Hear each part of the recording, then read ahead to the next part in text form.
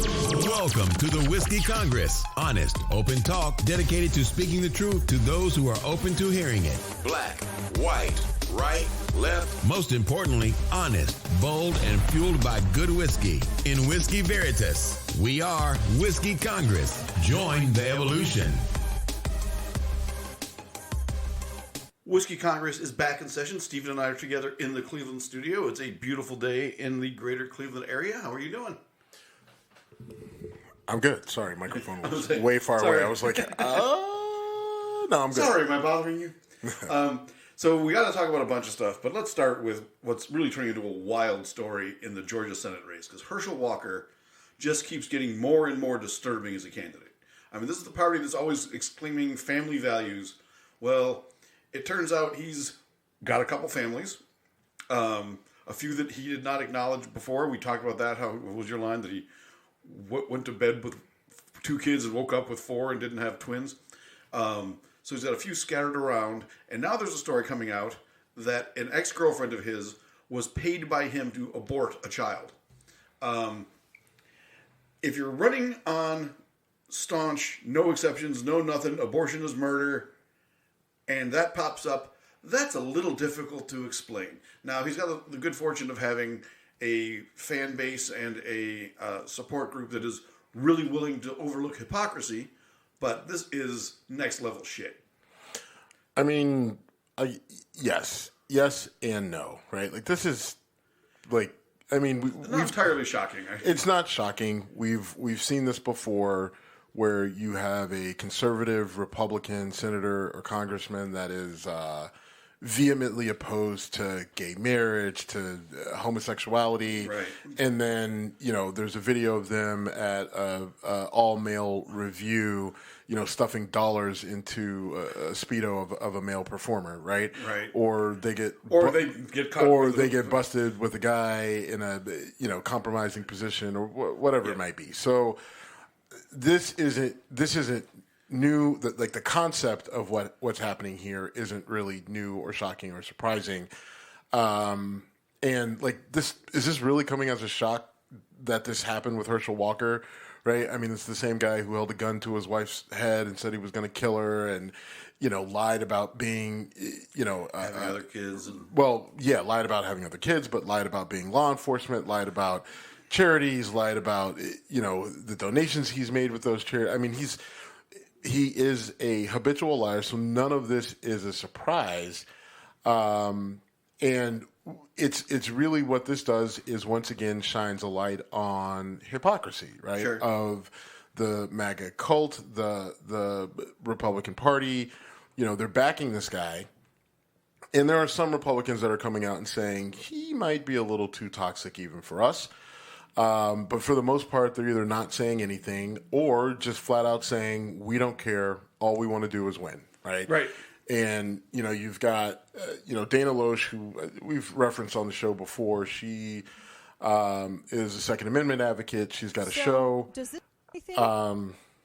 And she. Do you want my? I'm sorry. So this will make sense in a minute. Yeah, keep going. Yeah, this is why I wanted to do it my way. So we, you have this Dana Loesch, and just play the clip. All right, here's the clip. So, does this change anything? Do you want my opinion? Or you're listening? Not a damn thing. How many times have I said 4 very important words? These 4 words. Winning is a virtue. What I'm about to say is in no means a contradiction or a compromise of a principle. And please keep in mind that I am concerned about one thing and one thing only at this point. So I don't care if Hershel Walker paid to abort endangered baby eagles. I want control of the Senate. If the Daily Beast story is true, you're telling me Walker used his money to reportedly pay some skank for an abortion, and Warnock wants to use all of our monies to pay a whole bunch of skanks for abortions. And yes, when they're used predominantly over 99% of birth control and it's my taxpayer dollars, you have invited me up in your business and I will use whatever descript I would like to. Thank you. Stop it. So it doesn't change anything for me. I don't know if he did it or not. I don't even care. So. All right. So she clearly doesn't care. She doesn't care. I mean, and look, their priority is control of the Senate and winning, right? That's what they want. Yeah. They want control. They want control over, obviously control over the government. And it's interesting how she says that, right? Well, Walker used his money to pay for an abortion, so that's fine. But I don't want the government paying for it. But then when we get in control of the government, we don't want anybody to have an abortion, so we want to make a nationwide ban. Like, she didn't say that, but, I mean, Lindsey Graham came out and, put a bill out there to ban, all abortion across the board, which, of course, he would, because why would he care? Because it's not something that he has to worry about. For a variety of reasons. For a number of reasons, Lindsey. Yeah, I mean, and look, that's even what she said. Like, I mean, now I've been saying this for a while, that they've been saying the quiet part out loud, but they've been getting louder and louder and just more transparent and blunt about their goals and what their mission is. And she's saying, look, maybe he is a garbage candidate. I don't care. As long as he is in a position to be a puppet and do what we want, then we will back him no matter how vile of a human being that he is. That's what she's saying. Yeah. Right? That's like, are those the words coming out of her mouth? But no, that's what you can take away from her statement. She doesn't care. They could put Bernie from Weekend at Bernie's up there, and as long as he can get the votes and get in, then they're good. And look, I have long since been an advocate of you got to win, right? Yeah. I mean, elections have consequences. These elections have consequences, and as people want to get as upset as they want to about the makeup of the Supreme Court. Democrats and progressives and everything else, and I usually can tell them, like, look at yourself, right? At yourself, at your party, at your your demographic. You didn't come out and vote when you needed to. You didn't take the threats to the democracy seriously when they were being, and look, I mean, I'll toot my own horn here. I said, look, this Trump guy, he could absolutely get nominated, back in 2015. And I said, it's not good if he does. He's dangerous, right? But people poo-pooed it. Look, he is a buffoon. And I've said this multiple times. Trump is an absolute buffoon. I've thought that since the 90s when I was a kid. Like, who is this clown, right? And my opinion of him has been consistent and has never changed. But he showed us who and what he is. And people wanted to ignore it. They just assumed Hillary was going to walk right in. People didn't show up to vote. They voted third party. They had all these reasons why they didn't need to vote. They weren't worried about Hillary and their vote. And then, boom, Trump wins. Yep. Right? Didn't pay attention to any of the signs. I told you, even on this show, I said, man, I'm looking at some of these comments on Breitbart. I'm looking at these comments on Fox News, and everyone's just like, who reads the comments? That doesn't tell you anything. And I'm like, look, you read enough of them, you start to get a sense. Right, and then you listen to the news, you listen to what people are saying in public, and you could, it was palpable, you could feel it, and yet it was consistently ignored until it was too late. And so those are the consequences. And so here again, you have this guy Hershel Walker, and I think this time people are on alert. People are prepared because Trump ushered in this era of error could be yes, both. But Trump ushered in this era of doesn't matter what your policies are. It doesn't matter what your track record is, what your history is. Doesn't matter if you have good character, divorce, infidelity, cheating, porn stars, just crude language. Being... How about lying to people's faces, yes. Contradicting, saying one thing one day, one thing another day that are completely different, completely opposite, and not getting called out for it. Right, just complete, lack of empathy, lack of knowledge, lack of all of those things. What Trump ushered in is that none of that shit matters at the end of the day. Just say the things that get people excited about you, right? Whatever pisses them off and really gets them going, rile that up and make as much money out as you can off of it. Surround yourself with people who are loyal to you beyond the idea of beyond the concept of civic duty, right? You want people that are loyal to you like a mob boss.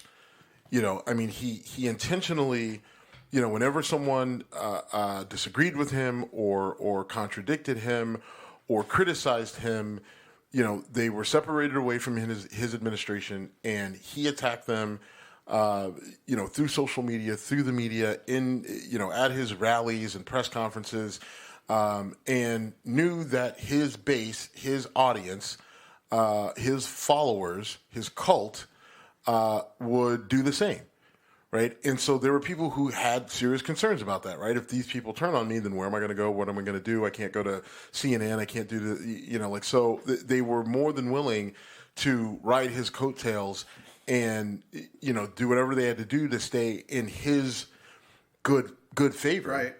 Right. Now, he previously had been able to just say, I like this guy, and in a Republican primary, that was your golden ticket. That's how I get Hershel Walker. He is not the only one. But there are signs that he's starting to lose his individual charisma. I mean, I've seen videos of like him doing a rally and 15 minutes in, people just looking bored at him bitching about the 2020 election and walking out. And this is back to a point you made before. The movement may have outgrown him, or maybe has outgrown him. It did. And this brings us to groups like the Oath Keepers that are currently on trial for attacking the Capitol.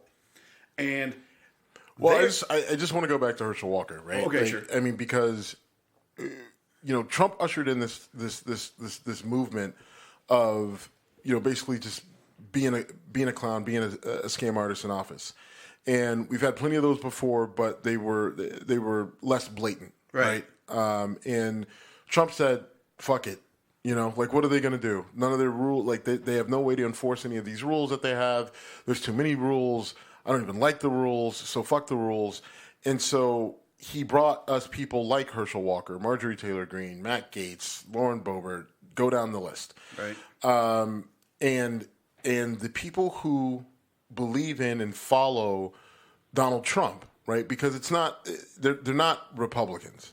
Right, they're the followers of Donald Trump and MAGA, and now anyone who fits that mold is who they believe in, right? Anyone who says the things that they want to hear, right, that are critical of diversity, that are critical of that are if they're pro-life and they're critical of diversity and they use the term woke, right, a lot in a negative connotation.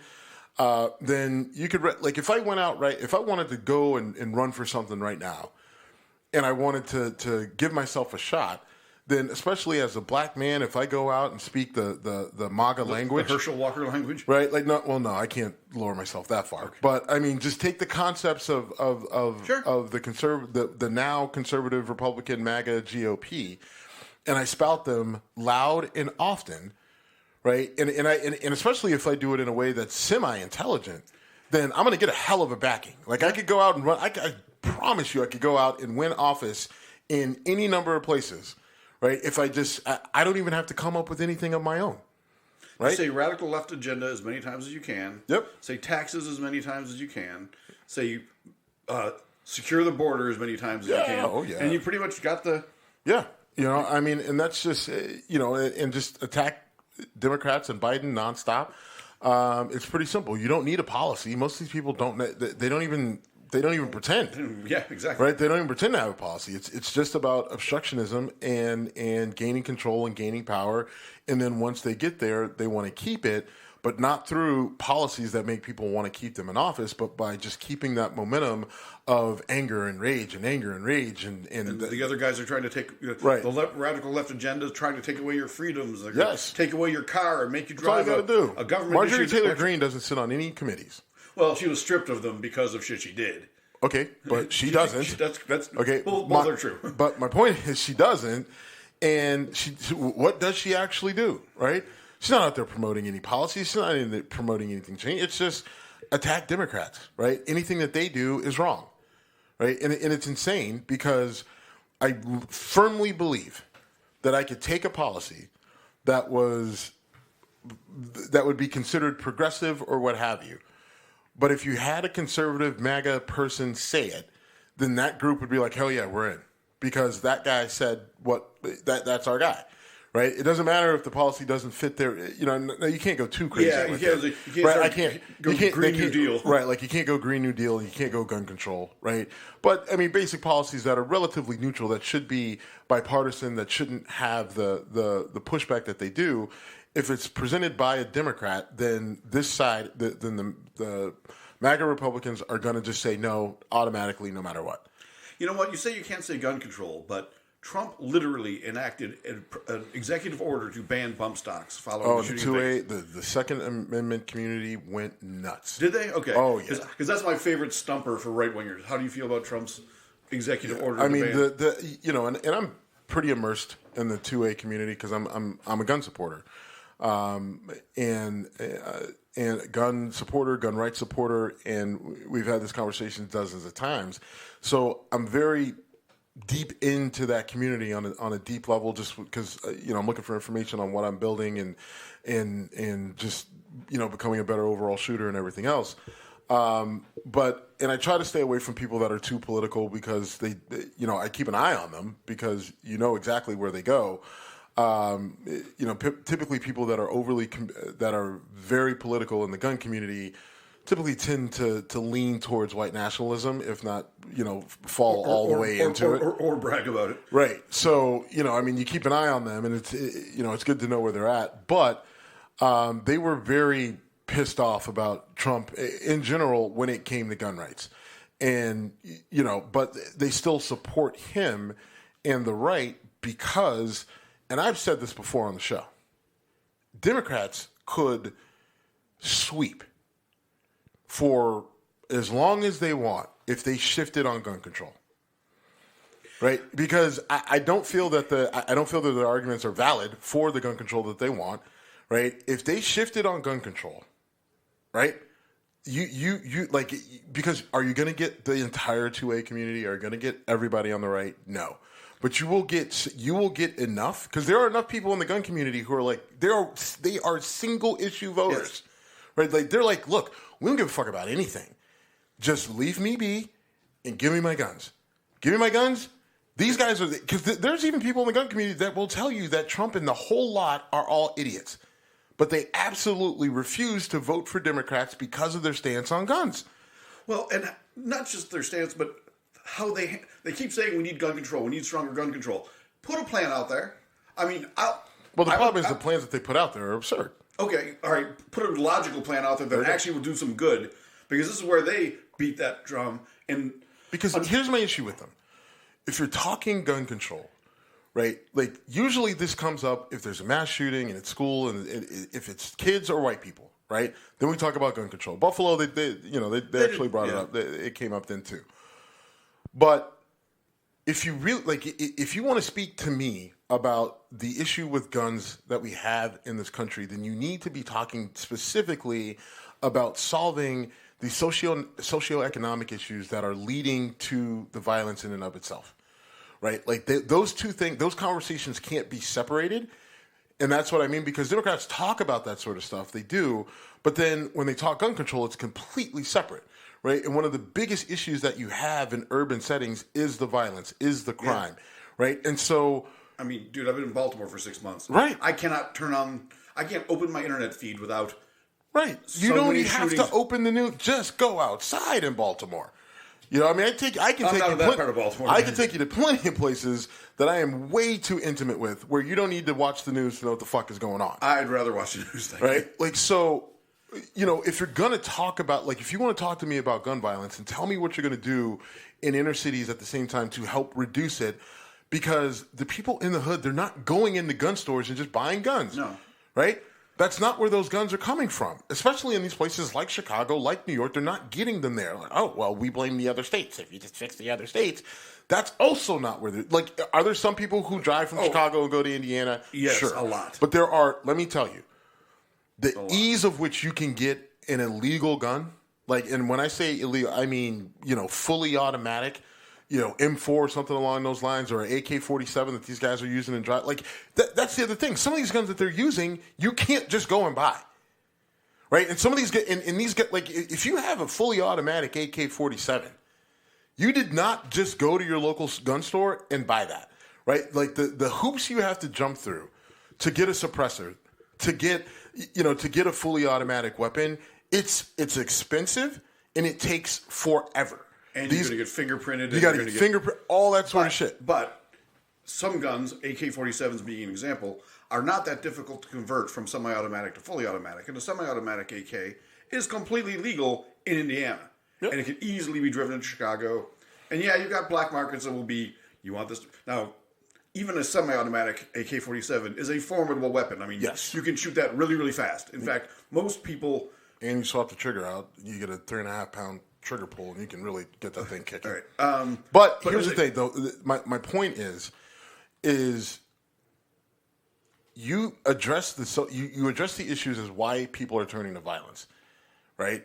Then you can solve for a lot of your crime issues and see those numbers go down greatly.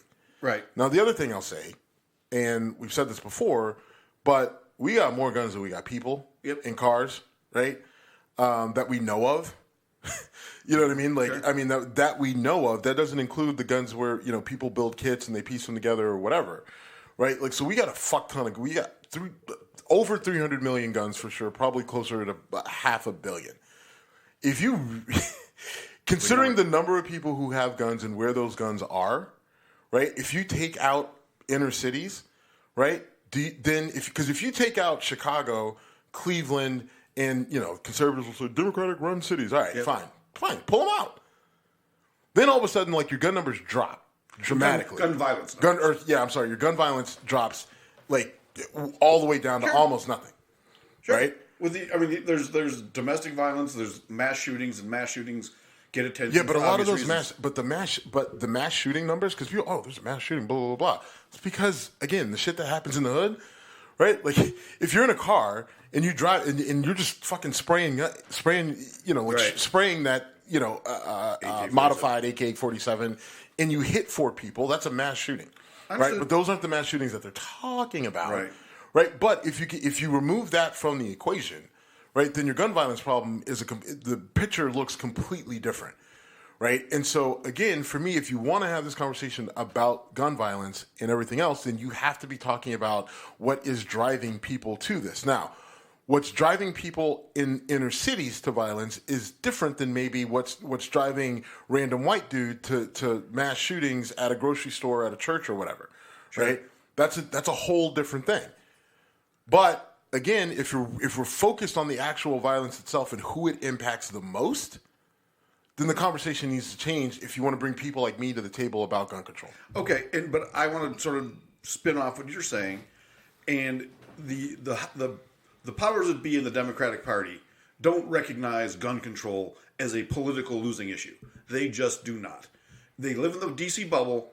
Okay, and well, again, they should. Because I agree. I'm not killed. No, there's that. But but seriously, they don't get it. They don't understand what it's like. Now, if you're a Democratic congressperson in Montana, you're not spewing the gun control stuff to your constituents. Right. But you're guilty by association of being anti-gun, even if you have. That's not true, because Joe Manchin is not. No one thinks Joe Manchin is anti-gun. No, they don't, and he'll win in West Virginia maybe, but it's still. There are people who will not vote for a Democrat simply because of guns. You made that point 10 minutes ago.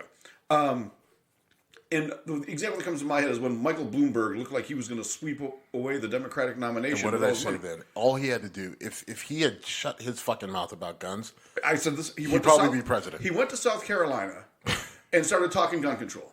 And it's amazing to me that someone can be as smart as Michael Bloomberg must be. Right. And he was paying people to tell him what to fucking talk about. That's the thing that kills me. And that was one of his big things. Like, you think you're going to go to South Carolina and win a primary there. Because he did it in Tennessee, too. I think Tennessee is where he ultimately took the bath, right? And ended up punching out. No. You're right. Because he went to South Carolina, and then he gets blown out of the water there. And then he took that same message to all these other states in the South. And it's like, okay. All right, well. And you only need one anti-gun soundbite to give your opponents all they need. And the anti-gun people get so pissed at me about this, and I'm like, look, you don't that message that you're trying to send. You could die on that hill, but understand you're going to die on that hill, right? Yep. And then you're going to get trampled. Yep. Like you have to shift on it. I'm sorry, this country was built on violence. This country was built and taken with guns.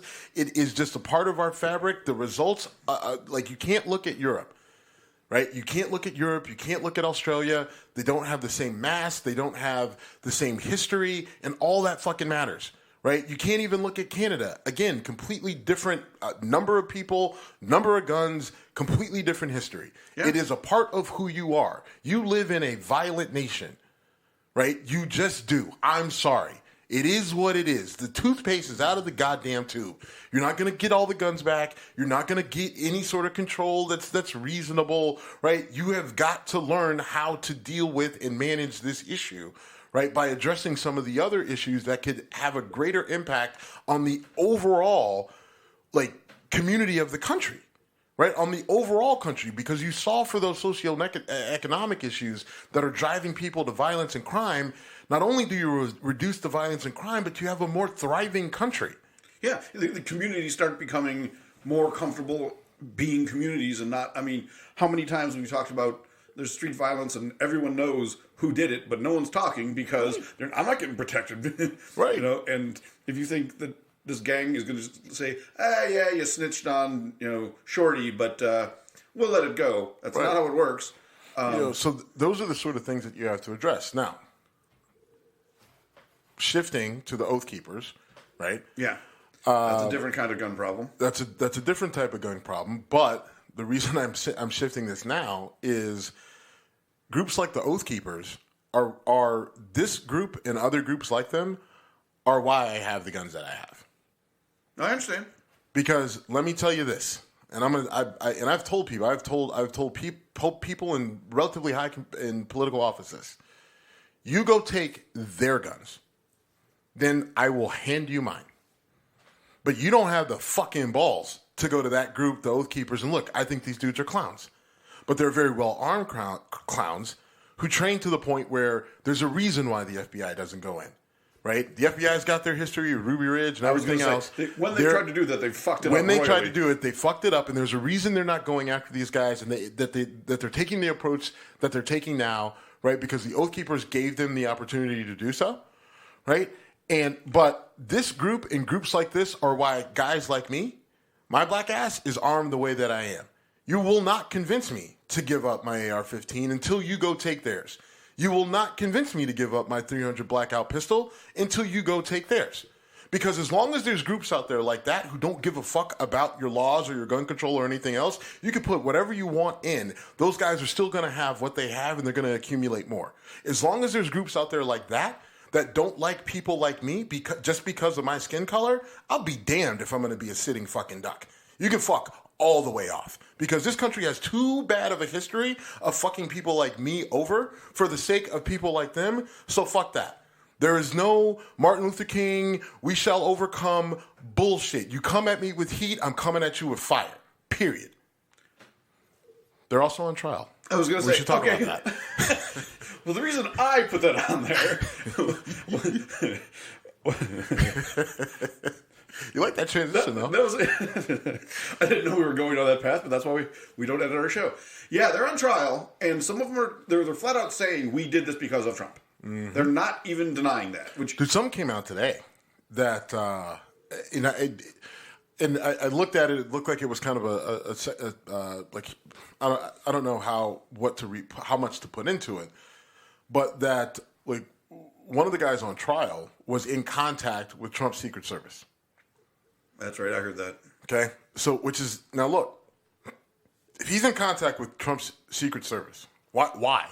Why should random militia guy have any remote access to anybody in the White House, right? Especially the Secret Service that is, right there to protect Trump. Right. By the way, when Trump said he was willing to he insisted on going to the White House, the Capitol, because he said take the metal detectors out of there because they're not coming after me. That's probably reassuring when someone in your security detail is saying, I'm just talking to them. Right. Like, well, between us and the Oath Keepers, you're going to be fine. Right. That's what you're saying. So Trump is just like, look, between the Secret Service and the Oath Keepers, I'm going to be good. So let's go. And he still believes he can just say, it's all fake, I'm staying here. I mean, he tried to do that. We've gotten multiple reports of him trying to grab the steering wheel in the presidential limo, which I still find fucking wild. I mean, it's wild and hilarious. I don't know if that happened because there's, who knows what the veracity of that is. But, you're right. Trump did try to pull, it's like when you try to get a little kid out of a chair and they just hold on to the armrest and they just, cross their legs. And, Trump tried to do that in the White House. And these guys were, because my thought is that this was the plan. The plan was get the crowd all worked up and let them go and basically cause a distraction, right? Go in there, get wild, get crazy, demand to be let in, blah, blah, blah, and then send the group, the Oath Keepers in to do the actual quote unquote dirty work, right? To actually go in and potentially kill Pelosi, who knows, kidnap, kill, I hold hostage, I don't know, right? There's also another report that one of the people on trial said that they wish that they were armed that day. I'm sure they do. And that's one of the things where people are just like, it wasn't that big of a deal. They broke some windows. I'm like, look. You had a mob of people, which whenever you have a mob of people that are pissed off, it's dangerous.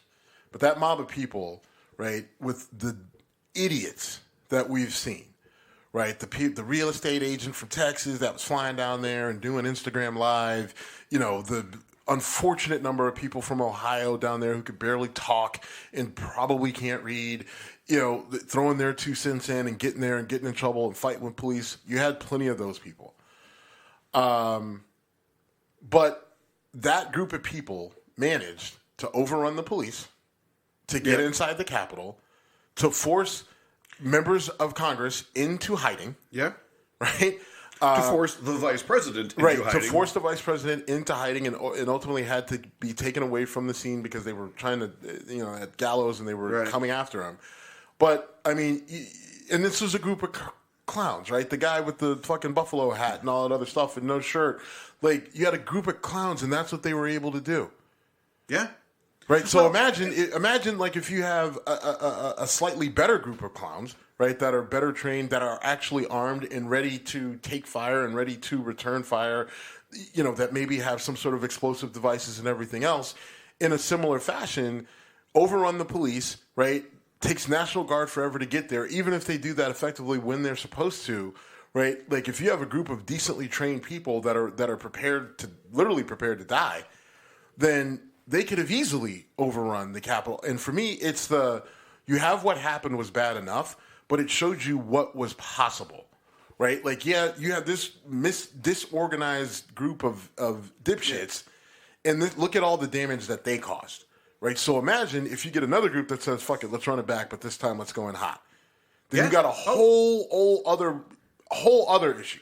Yeah, and I mean, if I am of the belief that there were plenty of firearms that maybe didn't get into the Capitol building, but were probably outside, not far. Yeah, and what if the Capitol Police had just opened fire? Which I frankly don't know that it wouldn't have been per protocol. You got people charging you, got people beating on you with fucking, bits of fence and shit like that. I mean, the cop that shot Ashley Babbitt, I don't think faced any. No. And he shouldn't, in my opinion. No. But what if he would have I got 19 more rounds in this magazine. I'm going to keep on using them until I swap it out for the next one. Right. What would have happened then? And we were not far from that. Nope. I mean, there were multiple things I saw of, live video of a Capitol Police officer backpedaling, gun drawn, saying stop, and the people didn't stop, but they didn't exactly charge, and he was able to backpedal into a spot and secure a door. But, I mean, if he starts shooting, what happens? Look, I mean, there's the video of the officer on the ground being beaten, right? So there were plenty of opportunities. I mean, like, listen, people attacking the police officers with flagpoles, pushing officers, yelling at, screaming at, threatening them. Just like, look, there were plenty of opportunity for the police to look, those police should have been in fear of their life. Yeah. Right? I mean, Yes. so it can't, so then, you've got these other police that are shooting people because somebody sneezed, or someone's sleeping too hard in their bed and then they shoot them. Like, I mean, right. The whole fear for your life thing, it's just like, so what is that? Like, what is the protocol for life fearing? One standard, apparently. Clearly. But, I mean, I think, we got to keep an eye on that trial just to see how it turns out. You keep hearing people say the term civil war. I expect there will be a civil war in my lifetime. And I used to dismiss that as pure just nonsense. Groups like the Oath Keepers, I can see them forming a compound, being very willing to shoot, and saying, we're annexing Portage County, Michigan, and we're not going anywhere. We're not paying taxes anymore. And if they try to hold their ground and the U.S. government tries to take it back, it's kind of a civil war. Yeah, I mean, I won't go.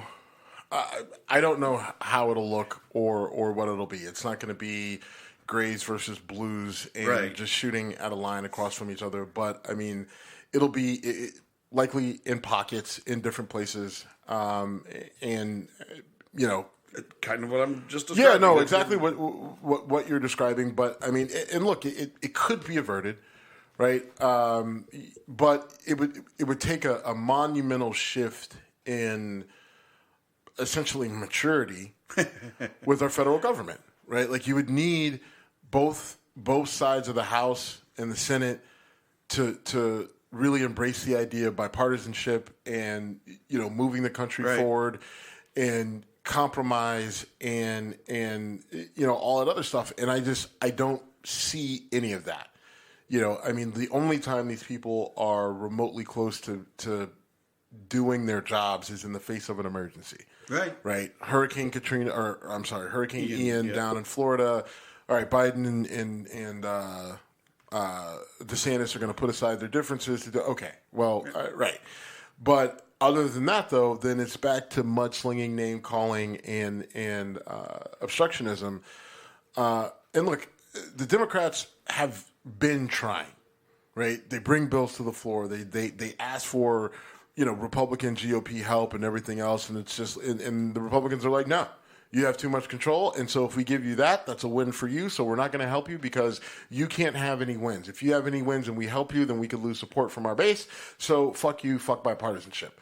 And I don't see how we get to where we need to, where we actually have bipartisanship and compromise, because the country isn't made for everybody to be happy all the time, right? Like in all actuality, the world isn't made. Right? Like, I mean, in all actuality, the way our government is set up is for all of us to be, all right, I mean, it's not fucking great, but it's not fucking miserable, right? Like that's literally like where we need to be, right? Like as long as if we can get everybody to a point where no one's completely happy, but no one's completely miserable, then government's doing their job. Sure. Right. But a couple things about that. One, just to your point about bipartisanship not happening, I saw an interview with a congresswoman the other day, and I don't remember her name or where she's from, but she had introduced a bill that was basically a bill to help veterans when they leave the military. So it was including things like mandatory 3 check-ins a year for the first year they're out of the military, because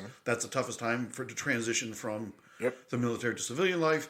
It passed the Senate with 100 votes, 100%.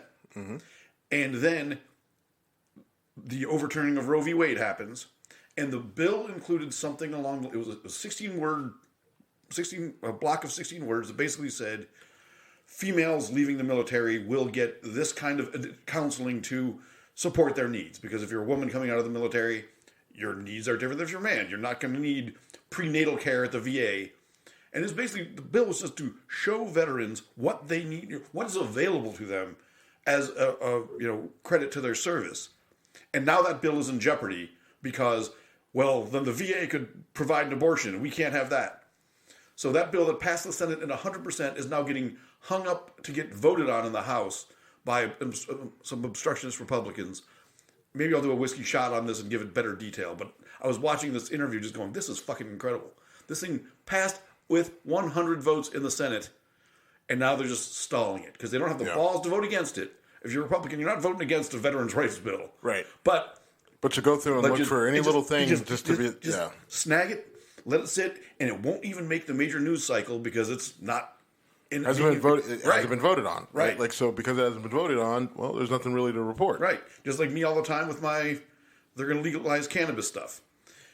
They're not voting on it. Everyone says they will until they fucking vote. Don't give me the I'm right, you're wrong. No, it's not. I mean, it's more of a, like, look, I am with you on cannabis. I'm aware. I think it should be legal. I think but like I refuse to buy into the idea that they're going to legalize it until I see it. No, you're right. You're right. But how many times has this bill has gotten this close? And you've always said it, and you've been right. The bill can be great, and the bill can have overwhelming hand-waving support. But when it comes time to put your name on it, if you're in a conservative area where being pro-pot might get you in trouble, you're running away. I'll even take it a step further. It could be a great bill that passes the House, but depending on the numbers of the Senate, I could tell you whether it's worth a shit or not. And currently, right now, there's no pot bill. It could be the greatest bill in the fucking world, pass Congress 100%. Right, with 100, everybody said, "Yeah, we're passing it." I promise you that bill goes nowhere in the Senate, nowhere. It wouldn't. I think it would be voted on today. Yeah, okay. Maybe it doesn't pass. Okay, fine. But maybe it gets voted on. Because that was the McConnell thing. Maybe McConnell would stall. Like, we're not even voting. I don't know. On this. Would you get Manchin and Sinema? I'll bet you'd get Manchin. I don't know Sinema well enough. I don't know if you do get Manchin. Depends on what Manchin wants. Well, you've talked to him. I haven't. So I have, and I'm just telling you. Should have brought it up. And I'm just telling you that he's the type of guy, right? Like, he knows his place, right? And he doesn't have as much power as he wants, but he has a whole lot of fucking power right now. And there's no way I would guarantee a vote if it came down to Manchin. Sinema, you may probably have a better chance of getting Sinema than you do Manchin, but you still need more than that. Yeah. Oh, yeah. You know I understand. And so I don't know. I think, when it comes to where we are politically and where we're headed, the next few years are through this midterm election and the 24 presidential election are going to be key points. Yeah. Right? I mean, let me ask this. You hear this a lot, and I'm vacillating on this. Do you think democracy in this country is in legit danger? Because you hear that all the time on the Rachel Maddows and the Lawrence O'Donnells. Said it. I think it is, and here's why. If you've got Republicans that want to, legislate against women the way they are, the way they've talked about as it relates to abortion, and I think at that point that opens. Then you have to wonder what else are they capable of. Because we've heard actual sitting members of Congress and the Senate, openly talking about the need for religion and government, and we've heard their talking heads. We've heard the talking heads in on the conservative side talking about. The Muslims got it right with Islam, and it's just that the problem is their religion. It's just, if it's our religion, then it's fine. Right. It cracks me when they do that because I'm a strict constitutionalist, but we need more God in our country. Yeah. Okay, if you don't know how hypocritical that is, and I guarantee you don't. Some of them, right? But what's the problem is that those that do but don't care. Right? They know they're being hypocritical, but they're more than willing to just look you in the face and be like, "Nah, I don't know what you're talking about." That's the scary part. So I think that there's absolutely a threat to democracy, from that end. And look, I have plenty of gripes and complaints and concerns about the Democratic Party, and I think that some of a small percentage on your far left. You don't have as many of them actually in government, but you do have some of them in government and some, on the fringe that are, talking heads but have a large voice on social media. I think some of them are dangerous as well. But I think that the threat is much greater coming from the right. You know, I would not argue that. I mean, I think the threat is much greater. You know, people constantly reference Handmaid's Tale and things like that. And I think there are, people have legitimate concerns what Republicans do at this point with this iteration of the Republican Party once they get control, right? You look at, because and abortion is a big reason why. And it's not just because of abortion and female rights, but it's like, look, if you're willing to go this far against women, right? What are you willing to say and do against gays and homosexuals? What are you willing to do and say and outlaw or criminalize with black people, right? Like you get like let's say they blew the doors off in the midterms, and they blow the doors off in 2024. So now they've got a supermajority in the House and the Senate, and they've got control of the Supreme Court, and they've got Trump back in as president. You know, I mean, all of a sudden, like, you know, the 14th Amendment does not feel quite as secure, you know, I mean, in a lot of different ways. So, I mean, I think there's definitely a threat. And I think people, you know, I think if you're like all these factions of Democrats on the left, well, I'm a progressive, I'm not a Democrat. Like, well, it's not going to fucking matter if you keep dicking around, right? Because you have a whole other list of problems if these fuckers win and sweep this thing, right? And I don't think that they will. I mean, I was very doom and gloom about 6 months ago about the Democratic Party, but I think the GOP basically handed the Democrats the momentum shift that they needed with that abortion decision. I agree. You know, and you said that, and I didn't buy it initially, but over time, it's looking to be that way because I think people are looking at that specifically, but also taking into account what I just said. There's plenty of people who are one issue voters on that issue. Yes. And many of them who are pro-choice voted for Republicans did it because they thought, okay, there's the one area I disagree with Republicans, but they're never going to make that big, bold move. And what you're seeing a lot of Republicans do now is try to back out of the corner they put themselves in. So a lot of them campaigned on no exceptions, I'm a hardliner, this is, you know, God's law, blah, blah, blah. And now when they're getting pushed back, they said, wait, you said no exceptions. So if my wife is pregnant, is going to give birth to a stillborn child, and possibly die in the process, you're saying she can't get a medical procedure to prevent that. And they're going, of course I don't think that.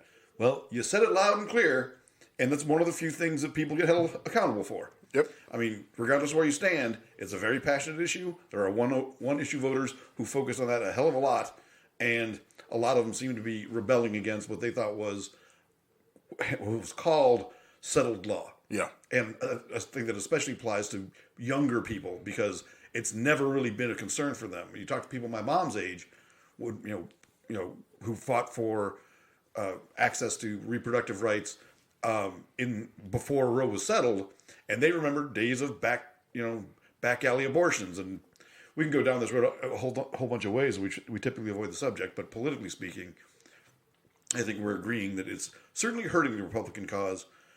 Whether or not it's enough to flip the House or gain in the House and gain in the Senate, we'll see. But you brought my attention to a Wisconsin lawsuit that was trying to push back against the student loan forgiveness, and in a not so well veiled. They didn't do a good job of hiding the fact that it's pretty racially motivated. The lawsuit jumps into there's two things that stand out about this lawsuit. One, they're attacking the student loan forgiveness on the grounds that the president, overstepped his authority, which is an authority granted by Congress to, essentially spend money on this particular thing. Now, that is an argument that's a valid legal argument that I think will work its way through the courts. But another one of their arguments was that the student loan forgiveness itself is racially motivated and will bring an advantage to black people because they're more inclined to be harmed by student loans. And so the government's motivation is racially motivated. Therefore, because of that racial motivation, that it is unconstitutional and unfair to white people. Now, mind you, the problem they're going to have with that argument is that, you've got a lot of white people with student loans that are adversely affected by those student loans that will receive relief. And you may even have more in terms of overall numbers that receive relief than black people. So that argument of itself doesn't stand. But the fact that they use it here right? Like, because there's no way as an attorney that you're looking at that and thinking that it's a good argument that's going to make it, right? You put that in there because you wanted to say it, right? You want it, like in A Few Good Men, right? Like, I think he wants to say it. I think he needs to say it, right? Like, so in this particular, it's finally like, we don't want those motherfuckers to win. We don't want them to get any sort of help or relief. Right. We want to keep them down, right? Like, and they know that they can't come out and say it. So what they did was they said, well, according to this language, they're saying that that's going to be a benefit to black people. Right. We can't have that. Right. Right. Like, they wanted to get it out there and they wanted to make that loud and clear. And they did it for a very specific reason. Why? Stir the pot. Stir the pot and get the attention of the group. Right? The angry white guy in the suburbs to say, hell yeah, your tax dollars are going to help this black kid who just... Right. What are you going to do for me? Right. Like, well, motherfucker, if you've got student loans, then you'll get help too. Yeah. Right. Well, I don't. We know. Yeah. So it's interesting to see where this lawsuit goes, what stays in it, what gets, how far it goes. Because I think there are some actual legitimate arguments which people may not want to hear.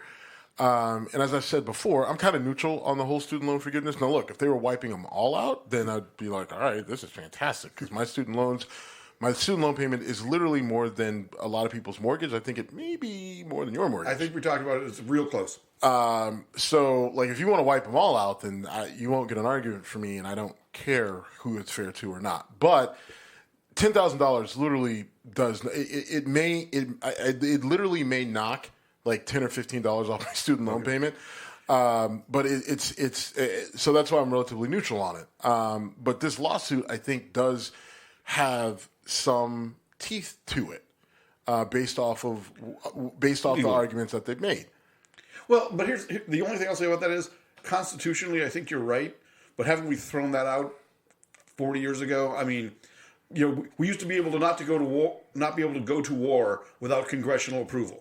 So now we have, military actions for security reasons that get done essentially unilaterally. And the one time in recent memory that a president tried to say, hey, Congress, do you want to authorize this conflict, was in Syria with Obama, and they but that's not this. It's not this, but it's the point. Executive orders are just become the. But executive order, like the stuff of war, again, it's different. A lot of our foreign military engagements, right, weren't executive order. They were authorized under like one large authorization of military use, right? Like, so that's war on terror, right? Like, so it was a loophole, but it's still like it wasn't the president just saying, "Hey, we're going to go do this." It was, like, "Hey, we're going to do this under this," right? Like, now, look, that's it's a loophole, it's fine, whatever, but it's still a mechanism which allowed it, right? And what Congress has to do, allow it, right? Congress has to go and change that. Right, to take that loophole away, so then you're talking apples to apples, right? But that's not what this is, right? And for that to happen, Congress would have to have courage. So ain't gonna happen. No. But in this particular instance, right? Like, I think this was a unilateral move by the president, and look, it is widely supported. But you know that you're not going to be able to get this through, which is why he did it the way that he did it. And this is something that we have to talk about because we're fine with it because of the benefit. Right. Because we like the outcome. But if it was an outcome that we didn't like, we would not be happy with this. Yeah, no, you're right. You're right. And so, I mean, and that's the wrong way to judge it, right? It should be constitutional or not. We have to, either we want there to be a process or we don't. We can't say because we like the outcome, let's not fuck with it. But then as soon as we don't, right? Because if this was Trump doing something unilaterally, right, then everybody would, right? Like, so take Trump's tax cuts. Let's say Trump had done those tax cuts unilaterally, but he had control. He had the government control to do it in Congress. Right. So he was able to get it through. But let's say he had done that unilaterally, people would have lost their shit. Right. Justifiably. Like every progressive, democratic, non-profit organization, group, whatever, would have sued almost at the same time. Yeah. Right, and fought tooth and nail and tried to get it overturned and tried to push it to the Supreme Court. So, I think again it's worth looking because then we have to see where that goes and how. And it also be interesting, right? because you've got a conservative Supreme Court, and they've been shown to lean political. And so the question then becomes with them, right, will they, because right now the guy in office they don't like, right? And they'll say they're neutral, but we all know that they're not, right? So if they give him this, right, like do they want to give him that win so that it's okay? Or do they actually look at the process and say, well, we're going to deny this, but it's not because of Biden. Just no president should have this much authority. Or do they let it slide? Because while we don't like this, in the end, it's not that big of a deal.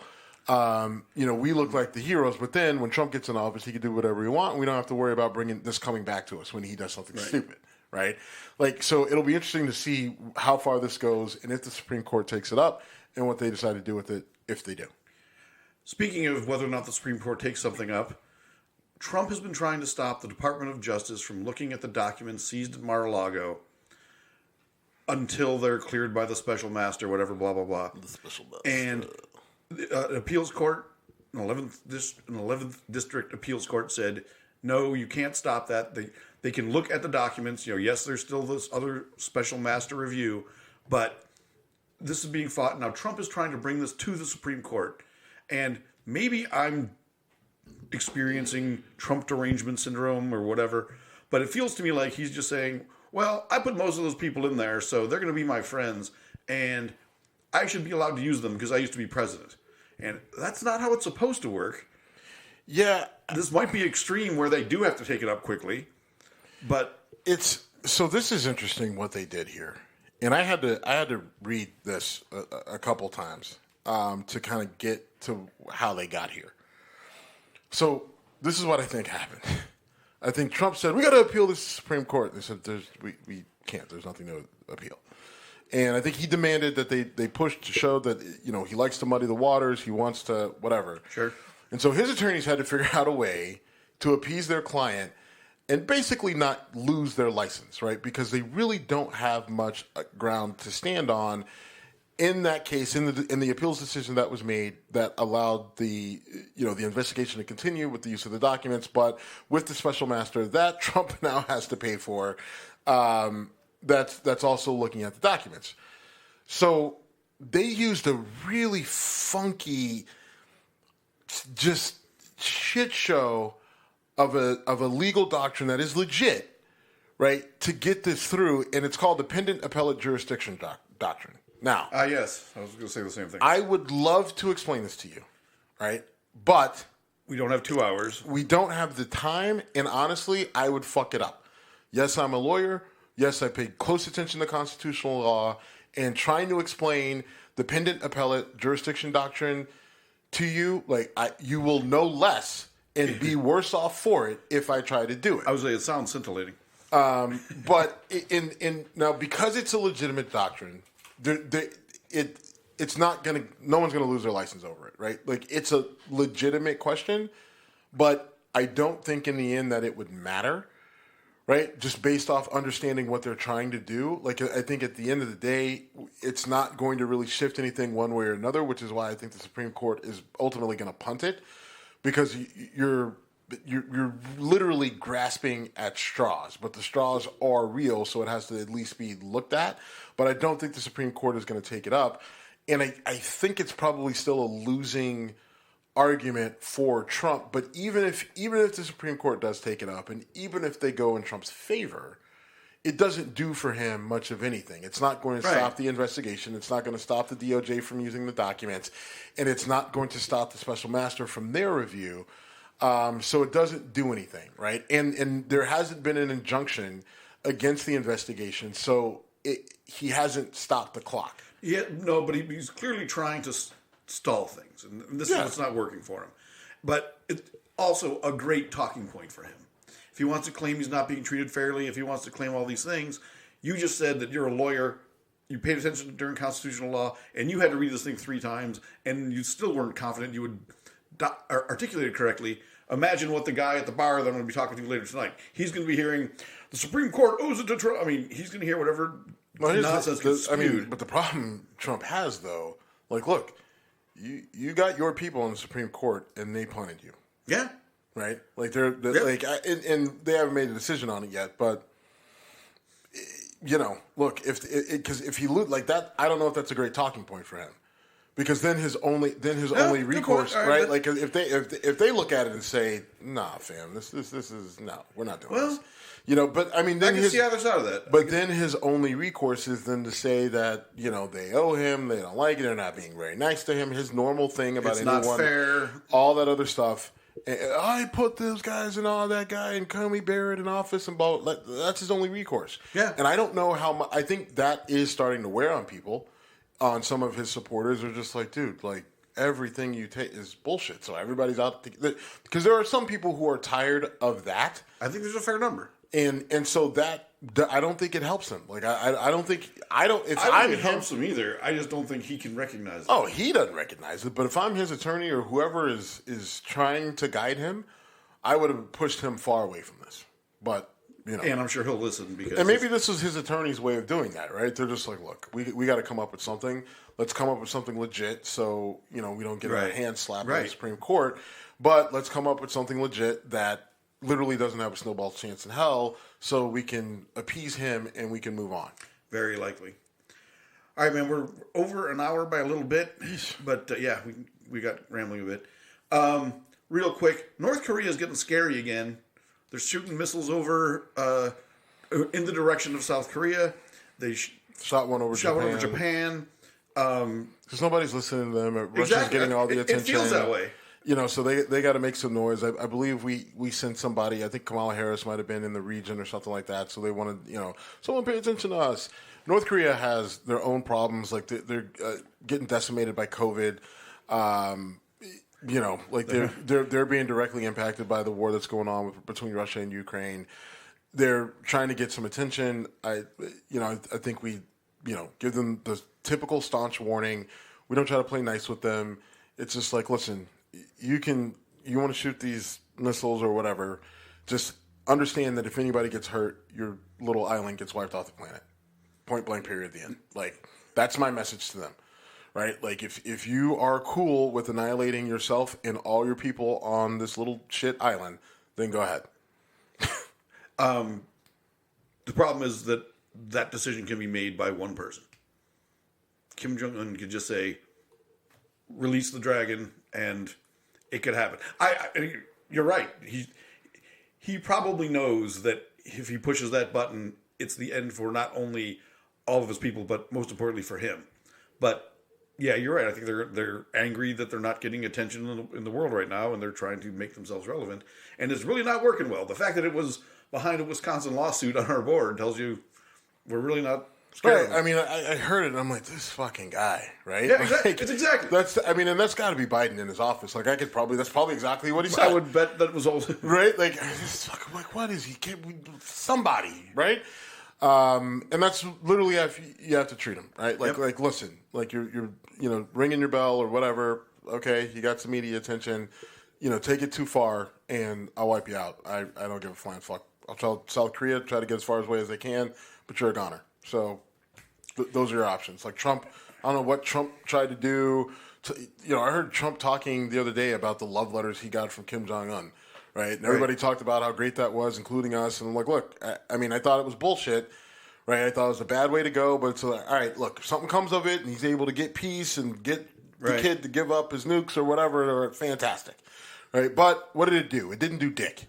Right, it didn't do dick. Like, oh well, he wasn't shooting missiles off. Like, okay, right? But all right, so he shot a missile off that didn't go off.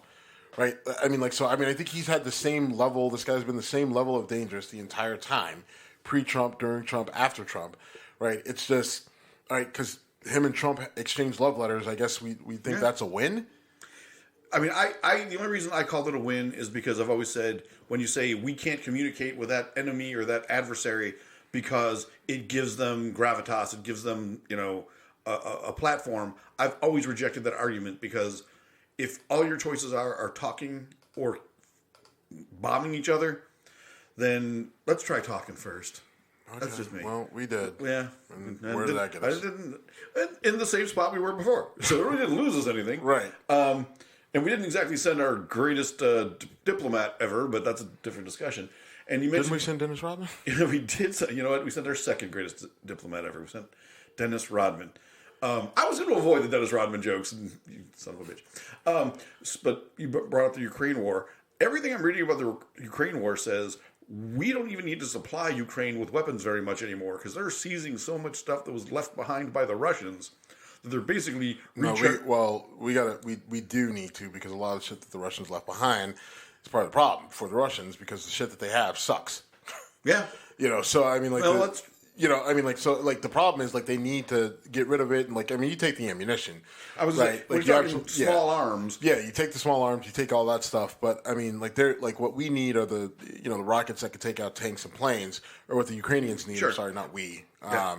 But as much Ukrainian as I am, I don't know, Japanese, but North Korea.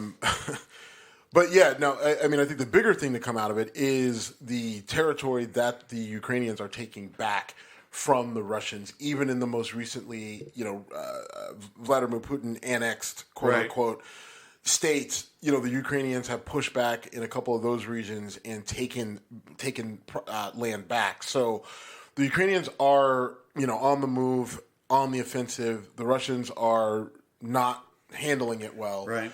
And so then the real question is, how much longer can this go on? Because, like, look, if the Ukrainians just push you all the way out, right, Vladimir Putin, if they just push you all the way out, you got nothing.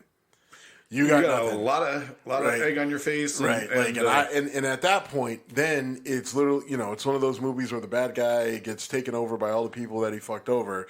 You have to imagine that if the Ukrainians push the Russians all the way out, and with no involvement from NATO and the U.S. other than us supplying them weapons, and we didn't have to put a single soldier on the ground other than the great Malcolm Nance.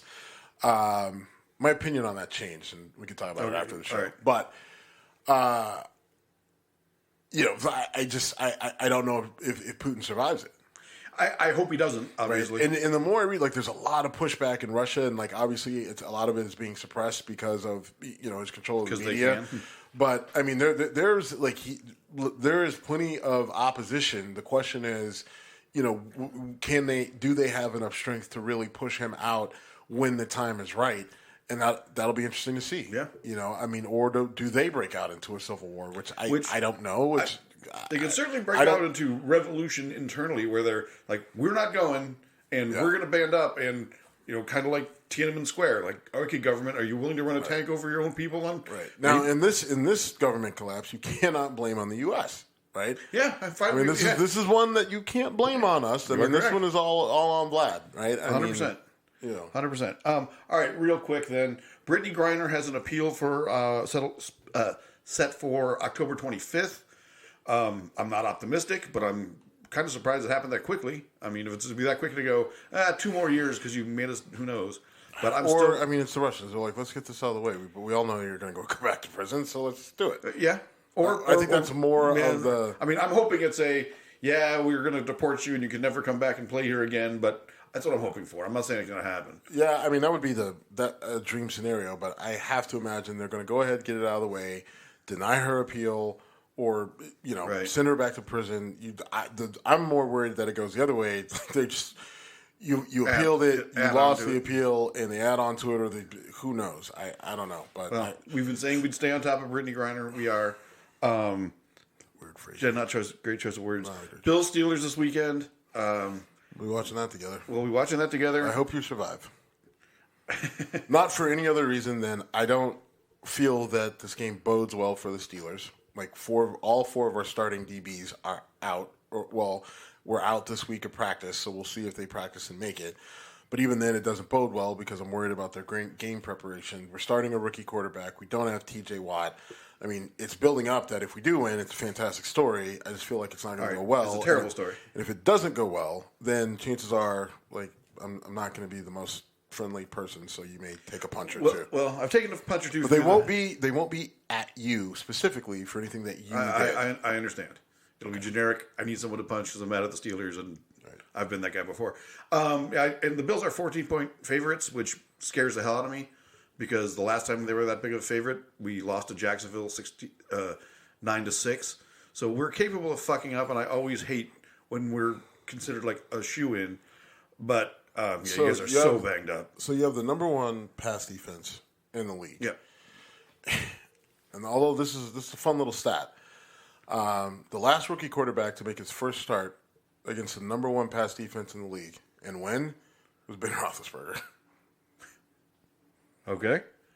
I'm just saying. And the last time a former University of Pittsburgh quarterback started his first game against a very good defense, he threw 4 interceptions in the first half and embarrassed the coaching staff, which happens to be the Bills coaching staff. Well, I mean, Kenny Pickett has already had, in one half of a game, Kenny Pickett has had a better career than fucking Nate Peterman. So, I know. All right. It'll be fun to watch. And then real quick, the Cleveland Guardians are in the playoffs. And Nate Peterman. Nathan Peterman. The Cleveland Guardians are in the playoffs? Go here's Guardians. my last thing with the Guardians, and then I'll shut up and we can go.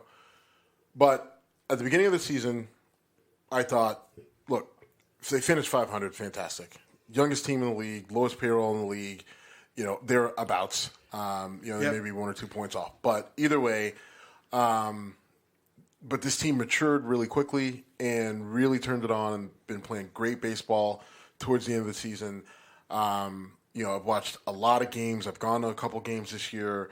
They're a fun young team. They don't have a home run hitter, right? Like they win by. Well, they've got Jose. But they don't have. How many home runs does Jose have? 28. 28, right? Like It's not Aaron Judge numbers, but it's no. But he's got 28. Like, come on, like. I'll look it up. Keep going. Right, but I mean, it's under 35 for damn sure, and I'm pretty sure it's under 30. So, but that being said, like. They don't have a big-time power hitter, and they're manufacturing ones. They're playing good defense. They've got a really good pitching staff with a lot of young guys on it. The only person on that team who was on the 2016 World Series team was Jose Ramirez, and he was a young guy at that point in time in his career. So everybody here, the only person who's been there before is Tony, right? I'm sorry, Tony. Tito, sorry. Tito and Sandy, right? Like I combined the two. Coaching. Sandy Alomar. Is that what it was? Yeah. Tito and Tony. Literally, because I wanted to say Sandy and then I wanted to say Tito and I put them together. But anyway, I don't know. I feel good about this team. I'm really excited to watch. I'm very annoyed that both the first and second game are Friday and Saturday at noon. So I'm going to be in meetings all day tomorrow, so I'm not going to get a chance to watch the Friday game, and then I will do my best to watch on Saturday. But good luck to the Guardians. Very excited about them. And I said this when they changed the name. Like, look, I'm not excited about the name change. It sucks, and I know we had Market Ben on here who was all perturbed and upset about the name change and all that stuff, and he wasn't going to watch. We got to reach out to him because I'm pretty sure Ben's going to be watching this team. We should reach out to him. And we need to reach out to him because the market is a fucking shit show right now. And then there's that. I don't want to talk about that right now. But yeah. So by the way, anyway. 29 home runs. We were pretty much dead on. But anyway, yeah, exciting young team. And I know why what pisses me off about the game times is Friday at noon is basically them saying no one wants to watch this series. Yeah. And that's which is like, what about the? No, I agree with you. But the solution to that is win 2 out of these 3, and they really can't screw you on schedule anymore because you're playing someone else. So win Friday, win Saturday. Win Friday, win Saturday, and get ready for the next round, boys. Which is likely the Yankees. Hey. Is Aroldis Chapman still playing? I'm almost certain he is. For the Yankees? Yeah, I think so. I'm not 100%, but almost. All right, we got to wrap it up. Should be doing the Play Us Out box. Thanks for listening. We're at Whiskey Congress on Instagram and Twitter, and we are done.